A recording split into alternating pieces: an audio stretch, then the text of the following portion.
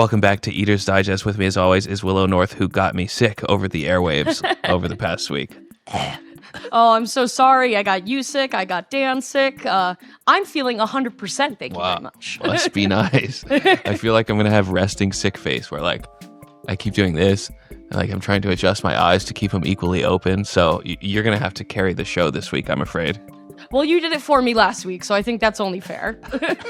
All right. Get us started, please.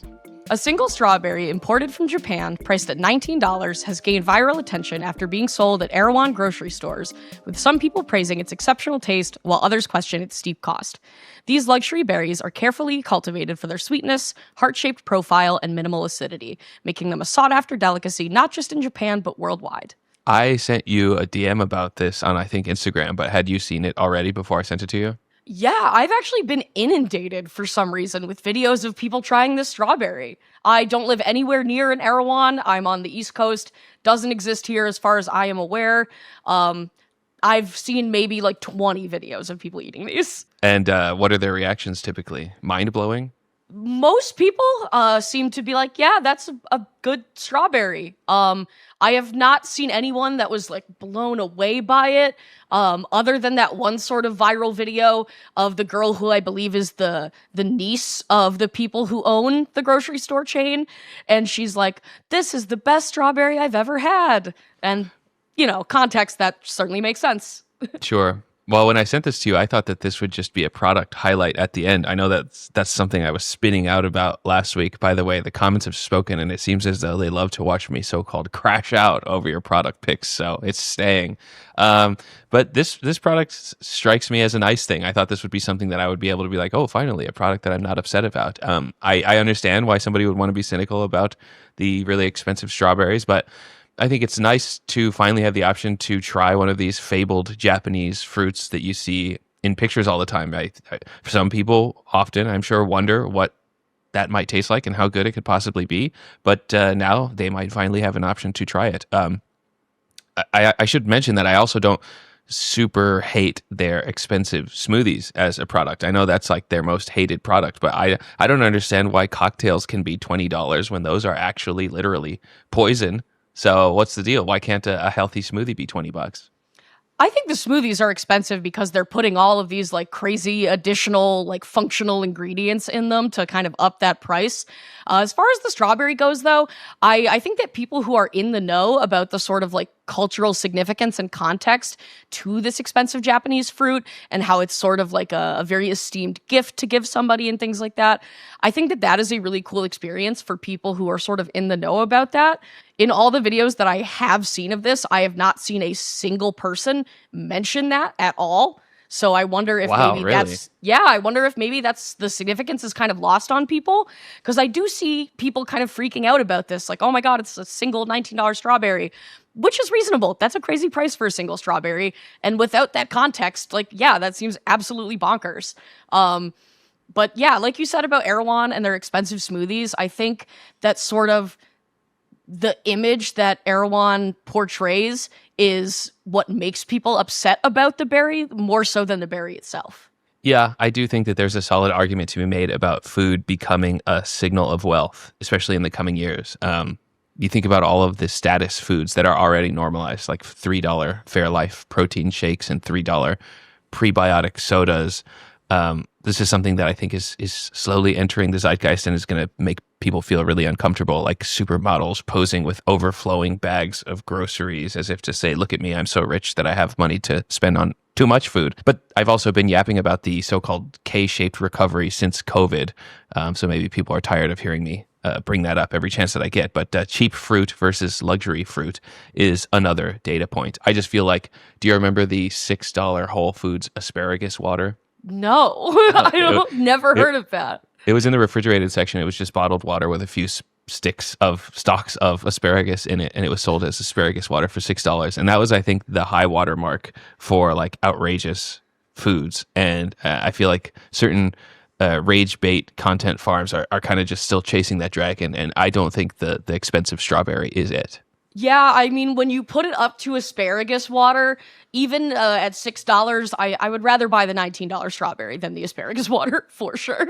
By the way, I did have just a regular schmegular strawberry from the grocery store that was fantastic, and Bree and I both enjoyed one. And Bree said something like, "Wow, this is a really high quality strawberry." I said, "Yeah, that's what you get when you get the high quality organic ones." I had requested the really fancy organic strawberries, and then she looked at the box and said, "These are just regular." So it seems to me like it would be early in the season, but maybe a rising tide lifts all strawberries. Maybe I'll have to check that out. I bought strawberries a couple weeks ago, really craving them, knowing that they were gonna be bad, and they were terrible. They were white in the center, they were crunchy, they were flavorless. Maybe I do want the $19 strawberry now that I think about it. Well, it was 80 degrees here this weekend, so maybe that has something to do with our produce availability. Scientists have developed a new technology called e-taste, which can digitally replicate taste in virtual reality by using chemical sensors and wireless dispensers to transmit a wide variety of flavor profiles. In trials, users could accurately distinguish taste 70% of the time, and the system even works across long distances. This breakthrough could revolutionize immersive experiences, improve accessibility for those with sensory impairments, and deepen our understanding of how the brain processes taste. The thing that stood out to me the most was the 70% accuracy rating. That seems really, really high for something like this. So I looked up the flavors that were targeted in the experiment: lemonade, cake, fried egg, fish soup, or coffee. And I don't mean to downplay the achievement that this story is highlighting, but those are all incredibly different flavors. In fact, I think that picking 5 flavors that are that far apart is an achievement unto itself. I don't know if you've taken the what does DAT stand for again? It is the Divergent Association task. Have you ever taken that? It's like a 4-minute task where you have to name as many, I think it's 10 words as far apart as possible. I did take it right before we started filming this. I would be very interested to compare scores. Do you have yours handy? I think mine came out relatively low, like 82, because I kind of misunderstood the prompt. Yeah. So that's my greatest shame. I could have done so much better if I knew what I was doing. Well, I got an 87.57, higher than 93% of participants. Wow. Well, so creative. Yeah, I sent it to some of my weirdest friends as well as my wife, and they all did like low 90s, mid 90s. So I don't share my score with anybody except for you. I would challenge the people in the comments of this video to come up with 5 flavors that are more perfectly far apart than those 5 flavors, because it's like in terms of the Divergent Association task, that's pretty good for food.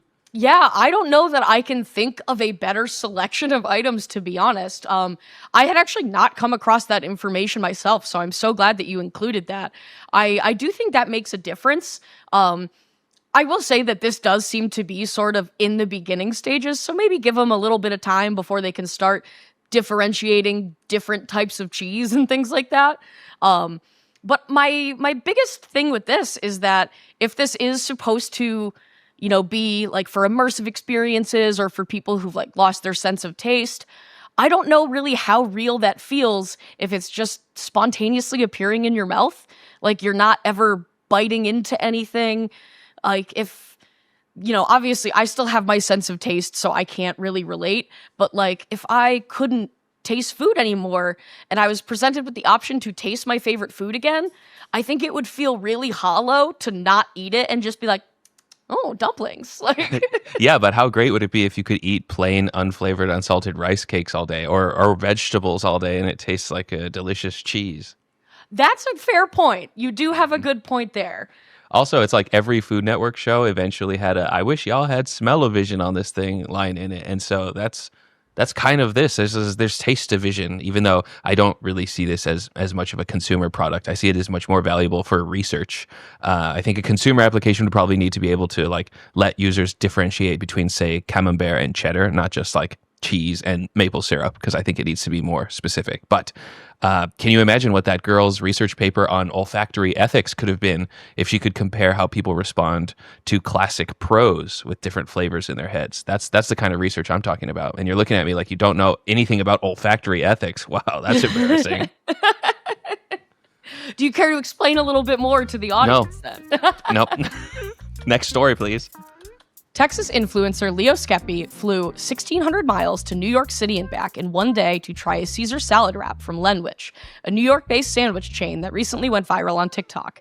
Skeppy documented his journey online, where he called the trip a bad financial decision, but still praised the sandwich despite its seemingly basic ingredients.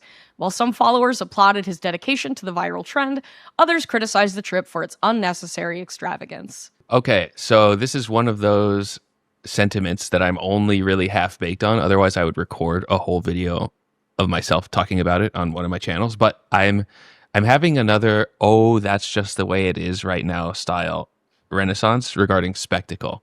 There's a guy called Fancy Chef who charges like $50,000 to come put 5 strawberries on a plate for you, and people can't tell if he's serious or if it's some elaborate joke.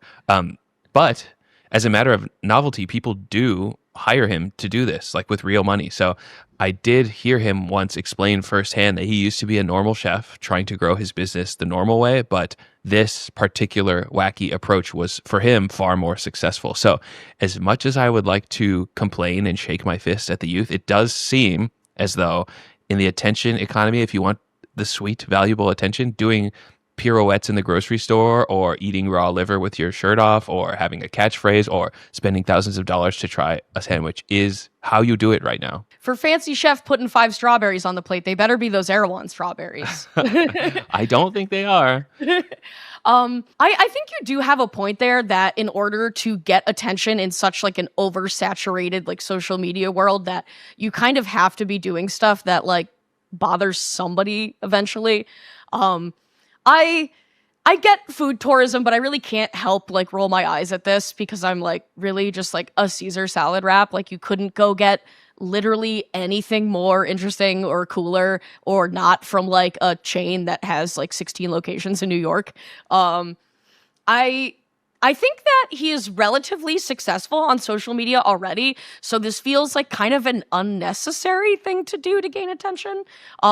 It's also very far removed from what seems to be like his normal content. I read a little bit about him, and it seems like he's kind of like half-baked mental health awareness, no qualifications or anything. So I don't really understand the purpose of doing this. It seems like the thing that launched it was that like his sister was like, I really want to try this viral sandwich, and he was just like, let's go, we're going. Well, let me just say, it's not enough to just get attention. You also have to hold attention, especially if you get really addicted to it, like some people do at that size. But you also can't rule out the notion that it's all completely fake, which is another way to succeed online, which is like, I was already going on a trip to do this one specific thing, and I'm going to frame this uneventful, unimportant wrap taste test or sandwich taste test as something that like is remarkable in this way. I think you have a good point there. It does not look that way. It does seem, based on the videos and timeline of events, that he flew to New York, picked up the sandwich, and immediately went back to the airport and flew home. Which I have kind of trouble wrapping my head around doing that. However, you have a good point specifically about holding attention. And this guy, Leo Skeppy, has had a few controversies in the last couple of years, and you know, maybe he is just somebody that is not afraid to make people angry at him or look kind of foolish online. And, you know, people are watching these videos. You know, each of these videos on TikTok has like 2.5 million views. So people are going to watch him fly halfway across the country for a sandwich. And I guess I just have to get on your level and accept that that is the way that things are, even if I hate it. Yeah, it's like, it's not that I promote it or accept it or think that it's good or want for it to continue in this way, but I found a lot of, I guess, quasi peace in just accepting certain things for the way that they are. Like, is this really how we're doing things? Yes. But I just keep coming up with so many parallels to this one specific thing. Like I remember that one guy who made a video in Times Square where he's like, I flew 3,000 miles all the way to Times Square to do this, and he sings a song that goes, I am rectangular. Are you familiar with that? No. That's why they call me Internet Shaquille, baby. First name Internet. I spend all my time. But you know, this is like, there's so many different flavors of like, I wasted a bunch of time to do this one specific thing that It's like I think when you become this sort of like algorithm addicted person where you're just like chasing that high of going viral every time, it's like, well, let's try a piece of this and a piece of that and combine them together. And this is just kind of how it works right now. I think in my initial email to you in trying to do Eater's Digest with you, I said something about being an open-minded, optimistic person, and I think I might be proving that maybe I'm just a liar and I'm just a hater. Because yeah, I agree. I think you're right, and it makes perfect sense. But I just hate it. I hate it. Go to the store, make yourself a Caesar salad wrap. It didn't even look that good. I remember in that email when you said that you might be more online than me, and I've got you cornered, I especially this guess week. so. Also, when I think about the media ecosystem, like a natural one full of scavengers and decomposers and detrivores, I think the like commentary YouTubers are one of our great regulators of the environment. Like there will be, I guarantee, a breakout commentary video with 5 million views this year with a title like "Doing Too Much on Purpose," and it'll make a noticeable difference in how a small percentage of media consumers react to this specific type of stuff where you do too much. It's not particularly rage bait. It's just like doing too much on purpose. And to that, I applaud commentary YouTubers, even though I don't watch very many of them. Well, since the audience has decided that we cannot let go of the new products, I have a few more wonderful things to potentially traumatize you with this week. I've got DiGiorno and Hidden Valley collabing for pizza in a chicken bacon ranch stuffed crust and spicy rancheroni thin crust. Sour Patch Kids and Swedish Fish Glow Ups, candy covered in glitter that glows under blacklight. And Uli, a line of dairy-free egg-based dips and yogurts. Well, if I'm going to make this concession, I will at least retain the right to only respond to one or maybe two of these items. So that'll be the line that I draw. My hearts go out to the product teams at CPG brands who have to hear about TikTok trends like pretty pickles and glittery snacks. Have you seen those, by the way? Where they Yeah, Glickles. Yeah. Glickles, yeah. You cover things in mica powder. But then these brands, they have to go like warp speed trying to get their products out in time for it to be relevant to these trends. So I can only imagine what the process was like to try to make glittery candy, but then the feedback comes back that it's not enough and it also has to glow, but it can technically only glow under blacklight due to the restrictions of physical light or something. And then the design team has to think of a compelling way to advertise that on the bag, like the little text that says, "Look, I glow, but under blacklight." I don't know. That's got to be tough for them. I gotta be honest. I don't think that the glittery food trend online is very appealing to begin with. So it feels like a bizarre direction to go for a candy company. However, probably going to be very popular with the rave kids. Like sour, chewy candy, you grind in your teeth, it glows in the dark. Perfect. Yeah. I guess that's the only type of people who are buying these, because I was thinking like who's in the presence of blacklights, like kids at roller rinks, but maybe laser tag. Like it's such a weird thing. What are you going to buy a blacklight so that you can enjoy your candy more? But I remember going into the closet in the pitch black darkness to chomp on those mint lifesavers. So that's kind of similar. Yeah, I guess that is sort of like a modern take on that. I wonder if after you eat them, like your tongue might glow under blacklight. I can see that being like something really cool for little kids. I think the pitch is so weak that if it did make your tongue glow, that would be all over the packaging. I think they're grasping at straws to make this an attractive product to anybody. You've got a good point there. I think that that's something they might try to show off. I haven't seen any like advertising for this other than just pictures of the product. So I don't think it's out yet. So maybe we'll see more about it. I think that this is going to be a short-lived venture though. In regards to Uli, it's like another one of these high protein goos, kind of like bitchin sauce. Are you familiar with bitchin sauce? Yeah, I've never had it, but I've seen it at the grocery store. It's like an almond-based dip, right? Right. I've never bought it either because I don't really understand what it is. Like, I've never seen a sauce in a dip container, and it's something about like using swear words to look cool in your food product always annoys me, and so that steers me away from it. But like, that's another high protein vegan goo, and I feel like Pops did a really good job of coalescing around one suffix, like Olipop and Poppy and all of these like 15 different prebiotic sodas where they're like, okay, if you have pop in the name, you understand that this is like a semi-healthy, low-sugar prebiotic soda. And like these high-protein goos that are going to keep on coming out need to, I think, do the same thing so that people understand that like, yeah, it's a sauce, it's a dip, it's slop, but it's good slop and it's good for you and it's high protein. Like they need some kind of prefix or suffix like pop that can unite them all under one umbrella. Maybe it can be goo and they can call themselves Ghoulie. Yeah, that'd be great, especially if they can land the Adam Sandler sponsorship. Goo! My Sandman impression is not very good, especially while sick. I do think that the Uli product is interesting. If nothing else comes out of this, I hope that maybe this product will allow a certain subset of people to finally understand that eggs are not a dairy product. I've encountered that far too many times in my life, and I would really love for people to understand that.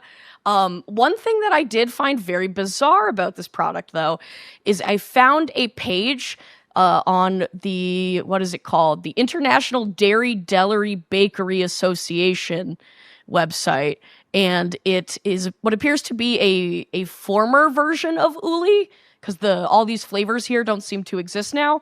But the caption for it says, "Our patent pending process rescues our less than perfect hard-boiled eggs." And I don't know how they're making yogurt out of hard-boiled eggs. I don't think I want to know personally. I was into the idea, at least somewhat, until I read that, and now I wish I never heard about it. I was into the goo before I found out it was trash slop. Yeah, I'm imagining David's protein bars pivoting to the goo space and just calling it David's Goo, so I know that that's not going to be a winner. Yeah, that title, that name doesn't sound much better, does it? And since I've said David's Goo, that's the end of the show. Thanks for watching, everybody. Have a good week, guys. Eater's Digest is published every Friday on YouTube, Spotify, and other podcast platforms. You can also get a text-based version delivered to your email every Friday at patreon.com/shack.